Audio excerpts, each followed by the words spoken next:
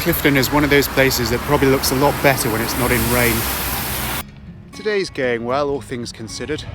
There was a cycle shop in Clifden where I managed to get some new gloves because my old ones had worn out at the pad and my hands were killing from all the vibration.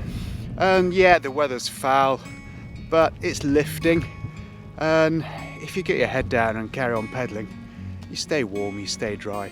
It's not that miserable. And this is Ireland, what did you expect? Now that is just a cute little foal, isn't it? These dogs are a real concern. I'm trying to video the Connemara ponies, and bless them, they're in the middle of the road and they want to say hello to me. Don't you? This sort of thing happens to people on the internet. This dog, it's following me. Okay, this dog is following me now. It's probably half a mile from its home. It's got a friend. Oh no! If I could fit you on my bike, my friend, I would. I really would. I did the only thing you can do in a situation like that, which is pedal very quickly. And then looked back over my shoulder and saw the dog standing in the middle of the road, straddling the white line with that pained expression on its face as if to say, how could you leave me? I feel terrible. I've covered 35 miles already this morning, but I haven't taken many photographs or video because the weather's so atrocious. If you stop, you get cold. But look at this, I've found a little greasy spoon lunch stop that has these workmen's cabins. You need to keep your cycling helmet on there, because I've already banged my head coming in and out. But what a great idea.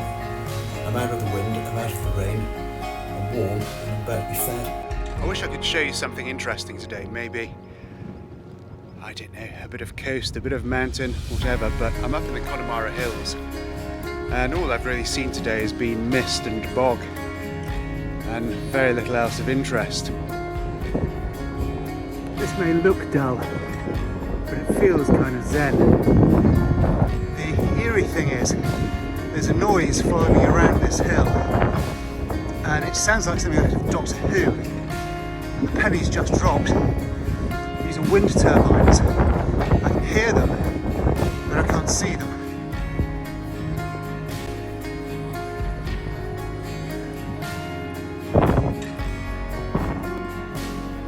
This is what I meant by the Doctor Who sound. That thing's massive.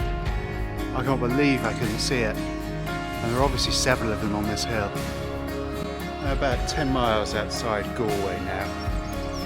And today's been perfectly pleasant cycling if you look at it as a cycling trip. I think we have a derelict church here. So yeah, today's been perfectly good cycling. It's just, as a sightseeing expedition, it's been difficult to see anything. Here's a little guest house I'm staying in Galway, the Griffin Lodge. Wonderful host, and I'm going to be spending 2 nights there now, as opposed to 1. This is so exciting, seeing a nation come out of lockdown. All these people will be drinking indoors if any they were allowed. And so the bars have all improvised and they put out street furniture. It's not that warm, but people have got a smile on their face. There's a clear sense of relief that they're able to congregate, meet friends and enjoy themselves.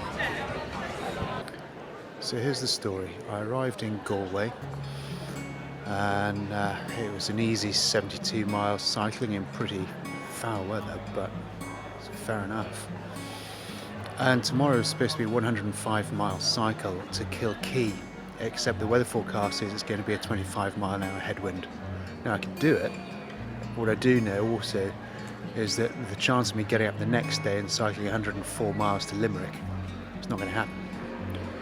And so I've decided to have a lie-down day in Galway and effectively cut 2 sides of a triangle, and on Friday cycle the 60 miles to Limerick.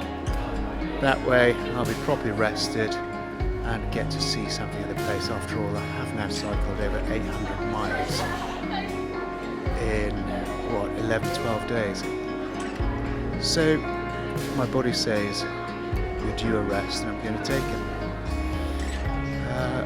Tomorrow's video, therefore, is going to be a sightseeing tour of Galway.